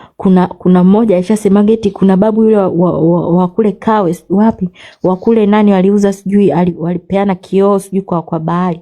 Ndio mizee ya hovyo ya kesho. Sisi sijui tutasema tulipeana bandari sijui kwa nini, maana hata pesa hata kioo hatujapewa sisi. Sijui tulipewa bandari kwa pesa gani, sijui tumepewa bandari, tumeuza airport kwa nini, hata tuelewe. Sijui kesho wazee wa hovyo tutaitwaje. Tumeisha kuwa mashoga wengi, malaya wengi, kizazi cha hovyo. Jamani, mimi naasisitiza, kama upo hapo kafanye taharuki, maana hapa ni taharuki tu. Kama umeona kwamba umoja wapo Kimara pale wako wengi wanahitaji namba, kanzieni tu hapo Kimara, so mbali, Dar es Salaam hapa Kibaha wapi, tokeni watu wa Kibaha hapo sio mbali, daradara tu 500 sijui, hata mwendo kasi hamna sasa hivi Dar es Salaam, tusidanganyane. Yani hata sijui, namba niishie hapo, ila niwasisitizie tu kitu kimoja, ukiacha ubinafsi, ukikomboa roho ya mwenzako leo, hata familia yako kesho itakomboka. Ukikomboa roho ya mwenzako leo, hayo ndo maisha yanayopasa kuishi. So maisha ujaze vitu ndani, una mali nyingi, hayo so maisha, huo ni udanganyifu. Maisha ni kuikomboa roho ya mwenzako, ni kuona huruma, kumwonea huruma mwenzako. Hayo ndo maisha. Maisha ili yawe maisha ni kupigania haki. Leo hii tunamsujudu Yesu kwa upande wa Kristo na kwa upande wa Waislamu. Jacqueline mbona amenyamaza? Amemaliza? Halo, naruhusiwa kuongea ndugu zangu? Ongea Tanzania. Naona Jack kamaliza. Jamani, hebu muda ndo huu ndugu zangu. Tulishapanga kitu tangu siku nyingi. Tuko hapa tangu sijui mwezi wa 6 wa 7 wote tunapiga nondo hapa. Tumekubaliana ikifika tarehe 31 tutokeni, twendeni barabarani, twendeni site. Huu ndio muda, hakuna kuchelewa. Tukikaa huko ndani kwenye majumba yetu tukumbuke zile damu za wenzetu ambazo zilimwagika tarehe 29. Tutokeni, tuacheni ujinga kukaa huku na kwanza tu kuongea. Barabarani hatuonekani. Twendeni barabarani sasa hivi. Huu ndio muda wetu. Ondokeni, twendeni tukafanye kile kitu ambacho tulishaidiana. Wenzetu wako Kimara tangu saa 12. Twendeni, huu ndio muda wetu sasa hivi. Hizo habari za kutuambia sijui sasa hivi ndo tunaanza kuambizana tu tukalike post huko Instagram sijui wapi, sio muda wake sasa hivi. Ni muda wa kutoka ndugu zangu. Twendeni barabarani tukafanye kile ambacho tulishakubaliana. Hakuna mtu atakuja kutukombolea Tanzania, ni sisi wenyewe. Bila sisi kuamka majenzi tukaikomboa Tanzania, hakuna mtu atakayetoka huko akaja kutukombolea nchi yetu. Angalieni sasa hivi tunavyochoka huko na UVCCM kwenye mapage huko, kila ukiingia kwenye akaja kutukombolea.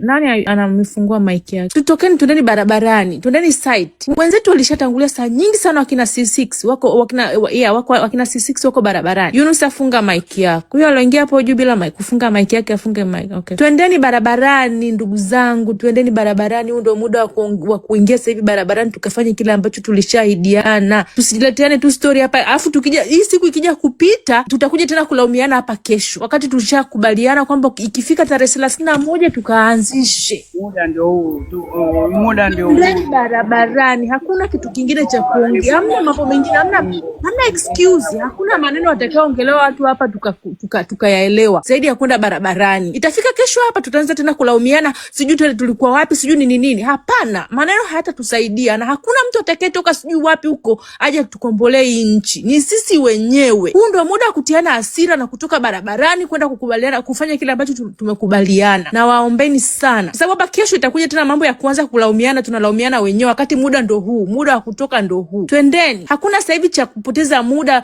kuambizana sijui tufanye hivi, tuende tukalike sijui nini. Kila mtu hapa aliyeko anamjua mwenzake ni familia. Tutokeni, tuhimizane, tutoke tuende barabarani. Full stop. Mimi sina cha kuongea mengi sana. Ninachowashauri tu ndugu zangu ni kwamba tutokeni, tuendeni barabarani. Hakuna mtu atakayetoka nchi za nje au wapi huko kuja kutusaidia kuikomboa Tanzania. Hakuna. No way. Twendeni barabarani tukaungane na wenzetu. Kama tulivyokubaliana kwamba siri ni namba only. Hakuna kitu kingine. Siri ni namba. Ukitoka wewe, nikitoka mimi, akitoka mwingine, tukijumuika pale namba inaongezeka. Asanteni sana. Agent upo. Asante Tanzania, asante. Jenzi veteran karibu. Agent, wewe unataka kuuliza C6 yuko wapi? Hivi wewe veteran, wewe una shida gani? Una shida gani mshikaji wangu? Unaweza kuuliza watu wako wapi tena? Nani anauliza huyu? Haupo. Ngoja kwanza nikutamana hii ni mara ya pili. Ni nani kwanza anauliza? Mshusheni anayemuulizia C6. Mwenzake yuko road tangu saa ngapi yeye anaulizia habari ya yuko wapi sasa, yeye anafanya nini? Kwanza huo muda wa kuuliza mtu anaupata wapi? Unafikiri ukitoka barabarani ukienda Kimara utamuona? Kama UVCCM yenyewe hayo anataka kujua kwamba yuko wapi ili ufanye. Na anataka kumjua C6 ni huyu Tanzania. Huyu veteran. Yeah. Huyu ni mshenzi, achane naye. Unataka kujua C6 ili unataka kujua C6 alipo ili iweje? Kama hivi CCM yenyewe hayo sasa hivi anataka kujua ili aende akaharibu. Unataka kujua ili iweje baada kutoka barabarani, tulishakubaliana muda wa kutoka barabarani, unaulizia ili iweje? Ndio huyo Tanzania au ni yupi? Ni huyo hapa Tanzania? Huyu veteran sio Tanzania. Ameshashuka. Ameshashuka.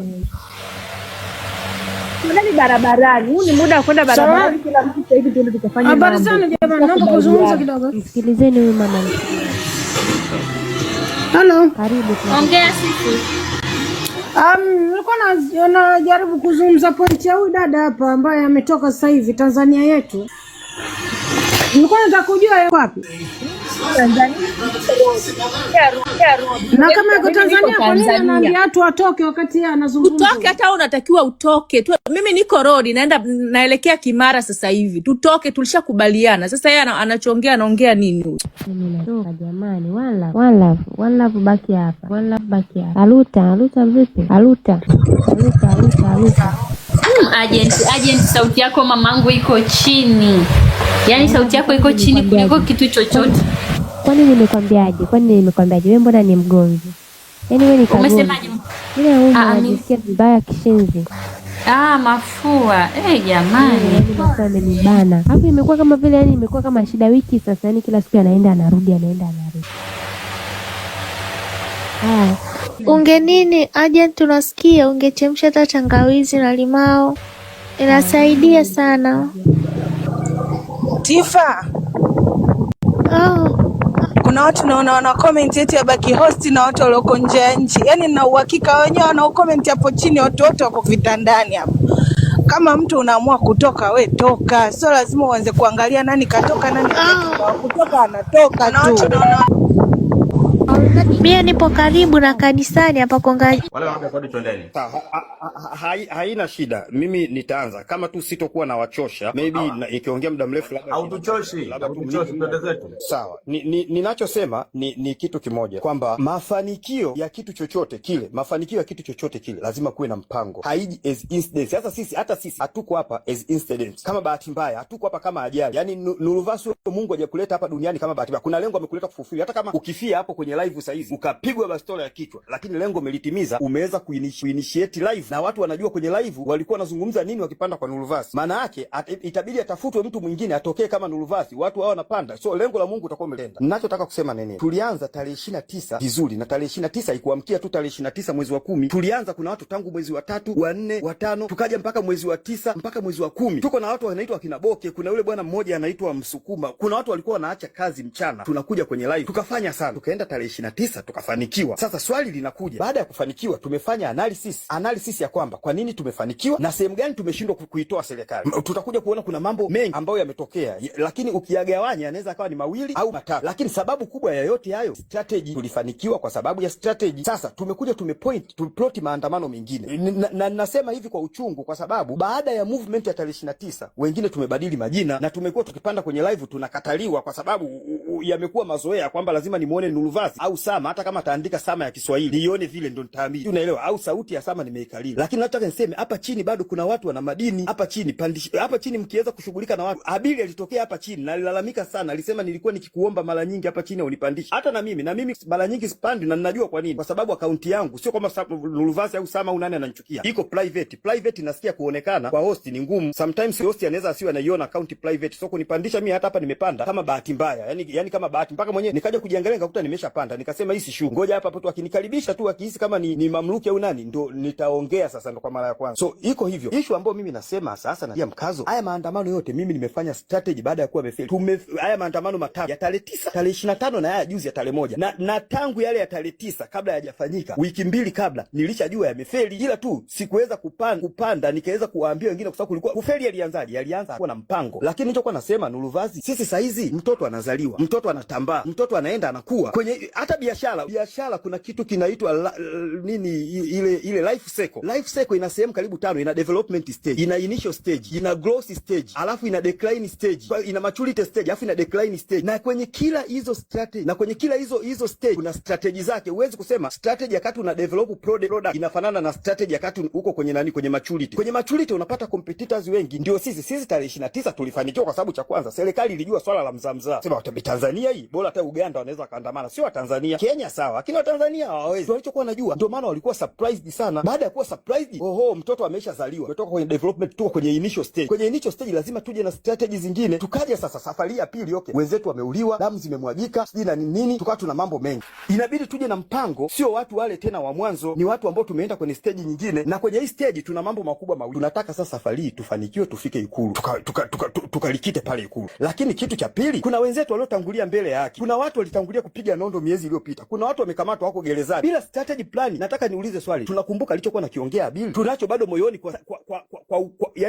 kwa uchungu ule ule. Tunakumbuka waliokufa tarehe 29 kwa uchungu ule ule. Tunakumbuka kama sisi tulikuwa kwenye live za kina Boke, tunapanda tunachangia hoja. Tunakumbuka maumivu ambayo muda tuliotumia na kufeli, maumivu nilionayo, je, bado ni yale yale? Kwa nini? Kwa sababu hakuna strategy ya kunifanya mimi nikawa nafikiria hicho kitu mara kwa mara. Tunakumbuka kwamba tuliambiwa hapa kuna mtu amejenga kwenye nchi fulani mpaka waziri mkuu wa hiyo nchi huko Ulaya anashangaa. Tunakumbuka, tumesahau. Tunakumbuka kwamba tumeibiwa uchaguzi. Tunakumbuka kwamba aliyeiba uchaguzi ameua watu. Tunakumbuka kwamba aliyeiba uchaguzi kabla hajaiba alituambia kutokuwa na nyunyi wala nyunyi. Tunakumbuka. Hivyo vyote hatuwezi kukumbuka. As days goes on, tutaanza kuifikiria Taifa Stars ambayo imefuzu kwenye 16 bora kwa sababu hatuna mpango. Na hivi vyote vimewekwa kwa ajili ya kuweza kuiondoa social society kwenye mambo yale ya kisiasa ambao wangeweza kuhoji serikali yao. Vyote vinawekwa kimtego. Mara sijui nani anapanda jukwani anampiga picha demu wake, mtu anatokea amevaa nguo sijui kama rais anamtoa jukwani, mtu unaenda unaangalia. Tulishatoka huko. Kwa sababu yale hatuna strategy ya kukumbuka yale mambo. Tunaanza tena kurudi huko. Sasa nikawa nasema tumekuja maandamano ya tarehe 9. Tumepanga jamani, tarehe 9 tunafanyaje? Lengo tufike Ikulu. Unajua strategy ya kufika Ikulu wewe? Au unafikiri tunatembea tu tunafika moja kwa moja? Ikulu kuna mageti yako 5, na haya mageti 5 yameanzia mbali. Haya mageti 5 yameanzia from Mwenge, from Ubungo, from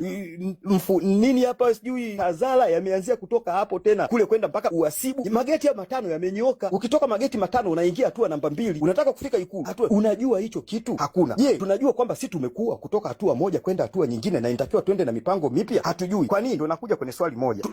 Niulize swali moja Nuruvasi. Akati mwezi wa 3 hadi mwezi wa 5 kulikuwa kuna live kama hizi ambazo ziko saizi za TikTok, live za kuongelea masuala ya siasa na maendeleo ya nchi zilikuwepo. Sasa hizi maana yake nini sasa? Maana yake tuko kwenye growth stage. Kwenye growth stage competitors they may start a rise. When competitors start a rise, you need come with a new strategy ya kuweza kujua your strengths and the weakness. And the opportunity and the challenge ni zipi? Lazima uweze kujua. Lazima kwanza sisi wenyewe tuweze kujiassess. Sisi tuna internal weakness ipi? Alafu sisi tuna strengths ipi? Strengths ya kwanza tulionayo, tuna bunge ambalo liko live. Ni hili hapa. Sasa hizi watu wafuatilie bunge la kina Baba Levo. Hii ni strengths ya pili tunayo, tunakutana. Strengths ya tatu, kuna watu wana uwezo hapa kama wakina Abili, kama wakina Twa, kama wewe Nuruvasi, kama hao waliopanda hapo juu wote na wengine wanaosikiliza hapa chini. Wana uwezo. Huyu mmoja anauza geti la Ikulu liko Mwenge. Huwezi kujua hiyo kama unaangalia kwa macho ya kawaida. Huwezi kujua hiyo, unaweza kufikiri imekosea. Huwezi kujua kama unaangalia kwa macho kama raia. Huwezi kujua kama unaangalia kwa kama una intelligence binafsi. Huwezi kunielewa ninachokuambia. Kama nikwambia geti la Ikulu liko Ubungo, huwezi kunielewa. Huwezi kunielewa hata siku moja. Kwa tukuachie kwanza hapo, kwa sababu nini? Kosa letu ni sisi, sio la kwako blaza nani. Kosa ni la sisi, hatuna strategy ya kukufanya wewe ukajua geti la Ikulu liko Tazara. Ndio huwezi kujua. Ndio maana unauza geti la Ikulu liko Mwenge, ni kweli. Na utakuja kufundishwa siku Nuruvasi atakapoamua kukaa chini na kuandika strategy plan. Bila strategy plan hatutoweza kufanya kitu chochote. So tumearise, kumekuwa na nini? Kumekuwa na vitu vingi vimetokea. Live nyingi zimetokea na wenyewe saizi wamekuja na wenyewe wana counter attack. Ndio haya yamekuja hapa saizi yamepanda kati unafungua hii live yako. Huyu si kama huyu kafanya hivi. Hizo live za hivyo hazikuwepo kutafutana namna hiyo. Hizo zote zimekuja kwa sababu ya upande ya mlengo. Huyu yuko mlengo wa nini? Samia atoke, huyu yuko mlengo Samia abaki. Wamekuja wametafutana kwenye live zingine japo za huko pembeni, lakini mwisho wa siku swala lina mambo ya nini? Ya pande mbili hizi. Maana yake nini? Kungekuwa na strategy, hata namna ya kuambia watu wazungumze nini wanapozungumza na mjinga. Unajua hakuna mtu mwenye mafanikio kama mjinga mwenye plan. Mimi nimesha kukaa sehemu moja na mjinga mwenye plan na akanizidi, na siku alipokuja kunizidi nilirealize kwamba nilimtreat kama mjinga, kumbe mwenzangu alikuwa na plan, mimi ndio sikuwa na plan. Kwa nikaja kugundua kwamba mjinga mwenye plan ana advantage kubwa kuliko wewe mwenye akili usiyekuwa na plan. Kwa hiyo Kwa hiyo ninachokisema nini? Tumetoka kwenye ile hatua kwamba Samia anakunywa maji ya Fiji. Tumetoka kwenye hatua kwamba Samia anakula mayai ya samaki albino. Tumetoka kwenye hatua kwamba nchi inaibiwa.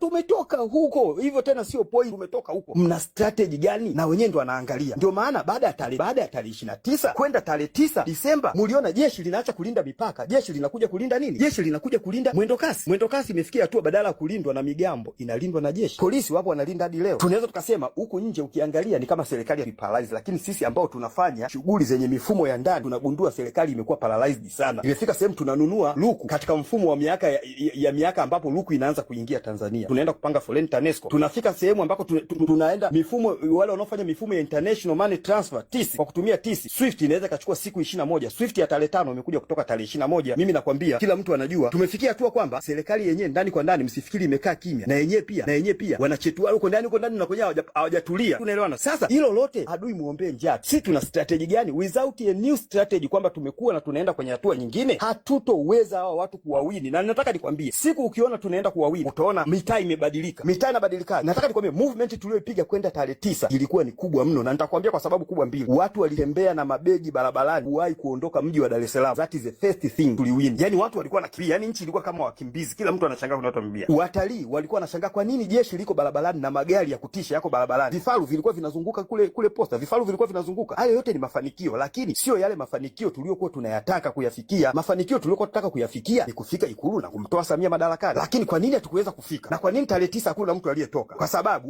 tusiongelee tarehe 29 kwa nini alifanikiwa. Tuongelee kwa nini tarehe 9 hakuna mtu aliyetoka. Tarehe 9 hakuna mtu aliyetoka kwa sababu tulikosa plani ya utokaji. Na plani ya utokaji haiwezi ikaja hapa ikawa implemented. Plani ya utokaji inaweza tu ikakaa tu ikawa tu na watu. Tumesema Nuruvasi sio kiongozi. In reality nyie ndo mnalidi. Hamjajipa uongozi, tumeshawaambia sana kwa mmekatana ni sawa, lakini in reality nyie ndo mnalidi. Tunajua tukipanda hapa ndo live ambayo nini ina watu wengi, ndo bunge la taifa. So nyie mnaweza mkakaa mkastrategize. Mfano mimi ningeambiwa lawama za leo ni watupie nani? Sio kuhusu mauaji. Kuhusu kwa nini movement haiendelee. Mimi nitasema pamoja na sisi wengine wote. Lakini kuna watu kama Nuruvasi, nyie mna uwezo wa kusema kitu kikasikika. Kuna watu kama Sama, nyie mna uwezo wa kusema kitu kikasikika. Mmekuja kufeli wapi? Hajakaa chini mkastrategize. Sio lazima mkae pamoja, hata na nyie msiaminiane, sawa, lakini mimi najua Nuruvasi huwezi kushindwa kumpigia simu Sama, au huwezi kushindwa kumpigia simu Twa, au huwezi kushindwa kumpigia simu Maria, huwezi kushindwa kumpigia simu hata Mange. Mkakaa chini mkaseti objective, tunafanyaje? Activity itafanyika nini? Zeni mkaja mkasema hapa, sio swala kwamba huyu yuko Ulaya yuko Tanzania. Hatuwezi wote tukawa tuko front line. Hata wakina Nyerere wakwaya uhuru wote walikuwa front line. Wakina Karume uhuru unapatikana Zanzibar, wakina John Okelo wanaupambania. Wakina Karume wako Dar es Salaam wamejificha, lakini ndio walirudi kama mashujaa.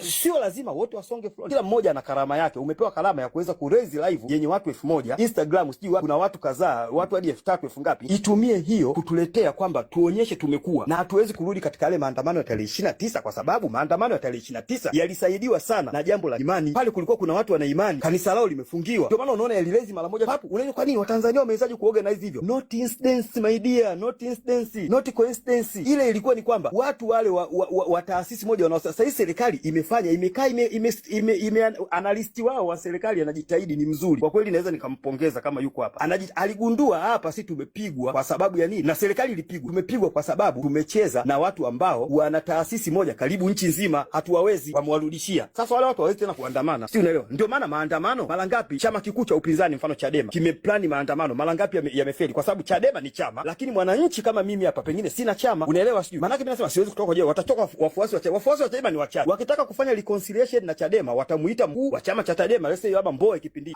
ametoka gerezani anaenda moja kwa moja Ikulu, kavaa suti, wanakunywa chai bila uoga wowote. Katoka kwenye ugaidi anaenda kuwa raia mwema wa kuingia Ikulu, aogopi hata kidogo kutoka kwenye ugaidi. Unaweza kujiuliza kwa nini? Kwa sasa hizi sisi hatuko tena kwenye uchama huko, tulishahama. Nimesema mimi mwenyewe ni CCM hatuko, lakini mimi waliniuliza mimi siku moja nilisha kupanda kipindi tuko kwenye hizi harakati, nilisha kupanda kwenye live ya Kabebo, nendeni kwa Maria Saruni. Kabebo, hizi askari wakitamani tu demo na kupitia makosa si ya mtandao, kumbe unaenda kula dimbi. Sasa hizi dimbi mapolisi wanakula kiuraini, wewe mwanamke ukiwa na lingalinga tu kosa la mtandao, yanaenda najiria dimbi. Nchi imefikia hapa, hakuna kiongozi yoyote anatoka kwenye nani anasema sasa kuteka basi.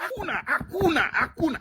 Twende kwa Trump. Twendeni kwa Trump. Kiwa tunafika hapa 500 600 tunakwenda kucomment kwa Trump pale kwenye mtandao wa X. Tunapenda kila siku ndani ya miezi 6 litatumwa ndege hapa. Hiki linyofoe. Litatumwa ndege kuja kunyofoa. Huyu Trump ni kama rais wa zamani wa Marekani alikuwa anaitwa Ronald Reagan. Naye alikuwa hataki bavu. Alikuwa gana wanyofoa naye. Hawa ni wa kunyofolewa, hawa madeta ni wa kunyofolewa, waishe kabisa kwenye hii dunia. Haiwezekani Venezuela ni nchi kwenye upande wa wa Amerika kule ni nchi tajiri kushenzi Venezuela. Nendeni muangalie kwa madini muione na mafuta kama nchi ya Kiarabu ile, lakini waangalieni wananchi wake wanaishi. Ni kama Tanzania, nchi ya 6 kwa madini duniani na nchi inayoongozwa kwa kilimo bora East, lakini angalia wananchi wanavyoishi, angalia ajira wanazomiliki, alafu angalia wanaotuongoza wanavyoishi kama peponi. Alafu mmekaa hapa nasema siji nini sijui Tanzania. Yani ni ujinga tu. Tunapewa uchawa au machawa wenyewe wanaendesha marenji. Saizi na msaada tuombeni hata kwa mataifa ya Ulaya. Tusidanganywe hii ya kusema kwamba sisi tutajisaidia sisi kama sisi. Hata Venezuela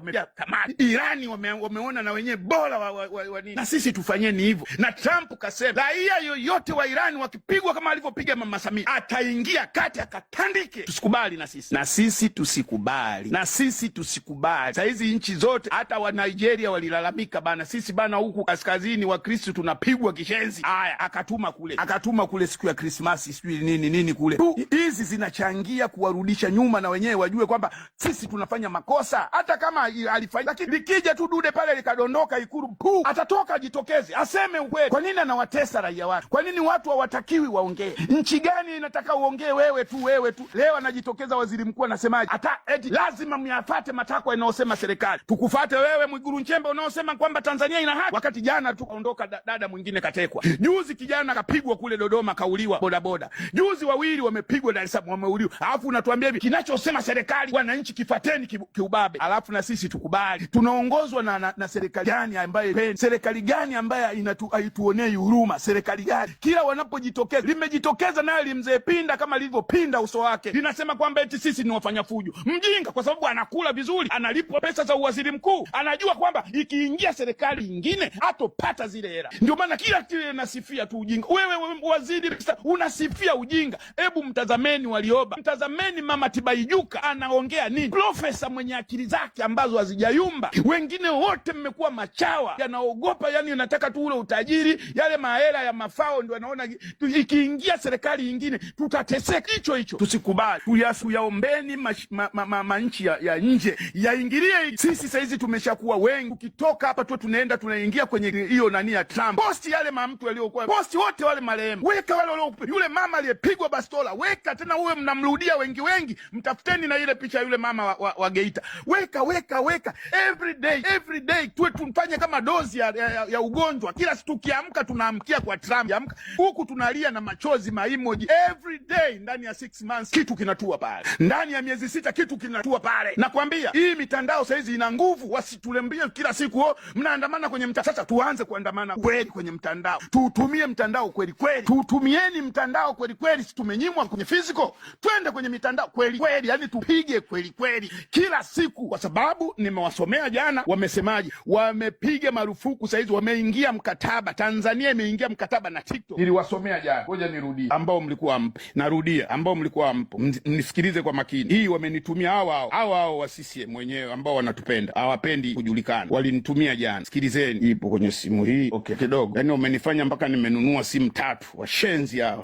Upumbavu tu, masimu 3 kwa sababu ya ujinga. Okay, Brother Sama, hali yako Brother Sama, safi kwa mapambano kwa kweli, najitahidi. Ni kutahadharisha jambo moja, serikali yetu ya Samia imeingia makubaliano na kampuni ya Kichina inayomiliki mtandao wa TikTok ili kurekebisha, ili ni neno la Kiingereza kidogo si kama vocabulary, ili kurekebisha algorithm mnaojua mtakuwa mmeelewa, algorithm ya security ya mtu binafsi ya TikTok, ili kila mtu anayeingia TikTok wawe wana uwezo wa kupata IP address zao ili kuwakamata. Ili nchi linataka liuwe ili kuwakamata. Ndio maana wamefikia makubaliano ya kuufungulia mtandao ili wawakamate wengi. Tutarajie watu wengi watapata shida kuanzia ile siku waliporuhusu mtandao wa TikTok walipoufungua. Lakini wameweka na utaratibu pia ambao wameingia mkataba wa kushusha comment zote zitakazokuwa zinaipinga serikali. Hivyo tunatakiwa badilisha mtandao katika kupanga haya mambo. Ndio maana mmeanza kuingia hiyo Discord. Hiyo walinitumia. Angalia ujinga wa Tanzania. Huo ndio ujinga wa Tanzania. Umeona, hawataki kabisa kubaliana na wananchi wanaowaongoza. Wanataka wakubaliane na viongozi ambao ile mambo ya uwizi. Watu milioni 60 hawataki kabisa kusikiliza mawazo yao.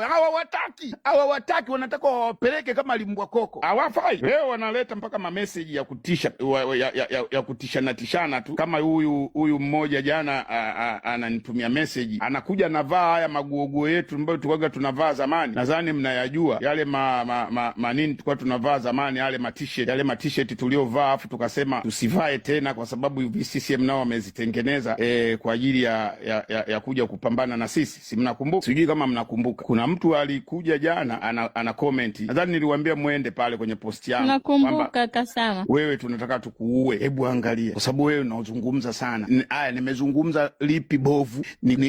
Kwani ni uongo wa mwapendi wananchi? Lini mmekaa upande wa wananchi? Lini mmekaa upande wa wananchi kuwapa pole waliofiwa? Nchi imefiwa na watu 10,000, bendera hata kuishusha nusu mnaogopa. Kwa nini?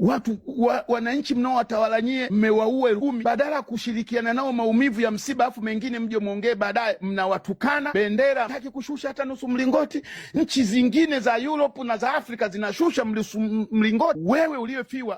Alafu ninayosema haya yana maana, yana tatizo gani? Mnataka kuua kila kitu tu, kupoteza ushahidi kwa sababu mbaki nyie duniani. Mungu hataki hivyo. Mungu ametuumba wote tuje tuishi. Kubalini makosa. Hatuwezi tukaishi kwa muundo huu, lazima mkubali makosa. Hivi tukiishi kwa system hivyo, sasa si tunaenda kuisha Kila siku ananyofolewa mtu, kila siku ya Mungu anakwenda, kila siku. Leo kaondoka dada mwingine, nendeni kwa Mage kwa Maria Sarungi mkasikilize, kaondoka. Hii kwani unadhani ni maisha? Hebu ngoja niwasikilizishe hichi hapa, msikilize kidogo, kama mtasikia kidogo, kama dakika 2 tu hivyo, afu nitamwachia. Sikilizeni hapa. Kwenye sera zake, kwenye utendaji wake. Kwani si tulikuwa Chama cha Mapinduzi hapa ni kinaambia kinafuata itikadi ya siasa ya jamaa na kujitegemea, lakini si walibinafsisha mashirika hapa wakati wa Mkapa, lakini waliona kwa mfumo wa siasa za sasa uende hivi ndio utafanikiwa, na hawakusema kama hii ni kinyume na itikadi yetu. Wakati wa Mzee Mwinyi sasa tuambia kuna mikuki miwili, tuchague mmoja au tuchome, kutokana na masharti tulikuwa tunapewa na IMF. Sasa kuna mambo lazima CCM wajitafakari, wasijitazame wao ndani ya boksi kama Chama cha Mapinduzi, waitazame na jamii wanayoiongoza. Ina mtazamo gani? Ina utashi gani? Inataka nini? Haitaki nini? Unajua, huundi chama ushike serikali ili kufanya unayoyataka wewe. Unaunda chama ushike serikali ili kufanya wanayoyataka wananchi kwa kupitia mbinu zako wewe. Sasa lazima sisi wajiulize, wananchi wanataka nini? Je, sisi kama chama tunayafanya? Je, mbinu zetu zinapelekea kuwaridhisha? Iko mipango ya nchi kama nchi, mambo ya ulinzi na usalama, mahusiano ya kimataifa, utunzaji wa rasilimali za nchi. Hayo ni mambo ya watawala, lakini yako mambo yanawagusa wananchi.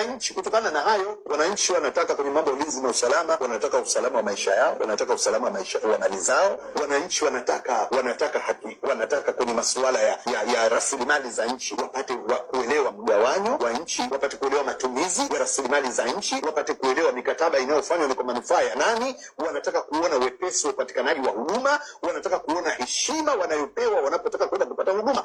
Leo kuna siku fulani namsikia sijui ni mkurugenzi sijui ni nani anazungumza na hawa tunaita watu wanaohusika na utumishi wa umma. Hawa wanihudumii mimi na wewe, wanawahudumia watumishi wenzao, lakini mtumishi analalamika. Maana yake wizara au idara inashindwa kumpa huduma hata mtumishi wa umma. Mtumishi mwenzake atakuja kwa nini na wewe? Sasa hivi ndio vitu wanavyotaka watu kuviona vinabadilika. Kwa hivyo sisi wana nafasi bado, wana fursa bado ya kujitathmini, wana fursa ya kuangalia. Wananchi pengine wanataka kuona ushirikishwaji wa watu wengine kwenye serikali. Leo angalia mawaziri wamekaa juzi tu akina Chaweni, lakini kutokana na matamshi yake tutareform jeshi la polisi, tunataka mtu akikamatwa kwa kufuata utaratibu, tunataka wewe ni polisi, mlinde maskini, mlinde tajiri, linda mali yake, usiwe na upendeleo. Hiyo ndio nchi. Mimi jana nilikuwa naangalia clip moja Marekani. Polisi wa Marekani amevamia nyumba ya dada mmoja mjane. Ule anasema, "No, why you come in my house? Why in my house? Go get out." Polisi akaondoka. You know. Polisi akaondoka. Tanzania unavamia usiku na watu wanajiita ni polisi, alafu ukitaka kujua kwamba wananyamaza kwanza waone venye hali itaenda. Wakiona hakuna kinachosumbua wanakuua. Hatutakubali uwaji Tanzania. Na tumesema hivi, mimi kwa maoni yangu dada Malikizi, hayo ni maoni yangu, sio Malikizi, sio Mange Kimambi, huyu jamaa ni maoni yangu. Ukikamata mtu wa polisi, pima ukimwi. Hakikisha una vipimo vya ukimwi. Pima ya ukimwi, unanielewa? Maana yamenenepa matako, yanatembea barabara, yamekula hongo, yamekula hela za ufisadi, yamenenepa limonge, yanatembea barabara limejaza. Sasa ukilipata barabarani, hakikisha una vipimo vya ukimwi. Msituni ni kupeleka miti, ukipata liposa ni miti. Yani hakuna kuliachia. huru lipumbavu, kwa sababu yametua vya kutosha. Wamebaka ndugu zetu, wamebaka dada zetu. Haiwezekani. Hii ni nchi mura, hii ni nchi mura, na tuna haki ya kulindwa wote. Hakuna mtu wa polisi, hakuna cha mtu wa maskini. Wote ukilipata lipelekee mtu, maana mapolisi mengi yanakoka busy, yapelekee kwa kezao miti. Mapolisi mengi yako busy, hawapelekee kwa kezao miti. Kwa ukilipata yana upiru, lipelekee. Yani mpaka lichanganyikiwe huko. Likifika kileleni, lipitilize mpaka Marekani. Yani hakuna cha kileleni, hakuna cha kufika mwisho. Ni mwisho hadi Marekani. Kwa sababu jamaa ametuzoea. Hii ni nchi yetu. Nisiongee sana bwana. Maana nina uchungu sana. Nina uchungu. Dada Malikizi endelea. Nina uchungu, nisiongee sana dadangu. Lazima mura. Nyinyi endeleeni kupiga nondo za amani. Munaenda kwa mahakama ya CCM. Endeleeni kupiga nondo za CCM. Jamani, nchi yetu ina madini, ina dhahabu, manini, Watanzania wanakula mangozi, wanakula mafuzi, Watanzania wanakula mangozi na mashine. Endeleeni kupiga. Lakini ukweli ni kwamba Tanzania ndio ikuwe salama. Tanzania ndio iwe salama. Hapa nawaambieni ndugu zangu na mnanisikiza, watu 328 mnanisikiliza. Hivi vita Wakenya walipigania haki. Na ndio maana Kenya kuna katiba. Polisi anatukanwa, hawafanyi kitu. Unampiga polisi na hafanyi kitu. Hata sisi tunataka hiyo katiba yetu ambayo inatupa nguvu, katiba ambayo inatusikiliza. Ndio maana tunataka tudai sio katiba ya mwaka 1977, katiba ya wazee. Hiki ni kizazi cha Gen Z. Mimi ndio ni mzee, niko na miaka 33, lakini tunataka katiba ambayo itafavor watoto wetu. Hata leo nikifa, maana najua natafutwa. Hata leo nikifa, nchi yetu ikuwe salama. Vita ni vita mura. Tusidai katiba. Ukipata mke wa polisi, kwanza mimi haya na matako makubwa haya, unalipelekea moto, unaliinamisha. Yani unaliinamisha ni miti. Yani kuna chakula. Yani ni moto. Yani linachanganyikiwa. Unalipiga teke na nguko ndo huko. Maana ni mapumbavu. Haina akili ya majinga. Haina akili. Kwa sababu yameona ndugu zetu tunyamaze. Haiwezekani. Mimi ni maoni yangu. Sio maoni ya vita. Sawa. Wanaounga Malikizi kwa sheria. Sawa. Mimi yangu ni sheria. Vita ni vita. Basi. Dada Malikizi ukimaliza kuongea mimi naendelea, ukimaliza tu mimi nitanyamaza. Jambo la pili, tusiwasikiliza waji, kwa sababu nyinyi mnaongelea kuhusu katiba. Nyinyi mnaongelea, unajua mimi nimesikiza hapo watu sijui tumsemule adui ni adui. Adui ni adui. Usiwahi mhurumia adui. Ukitaka kumuua nyani usimwangalie machoni. Piga adui. Yani adui ni adui.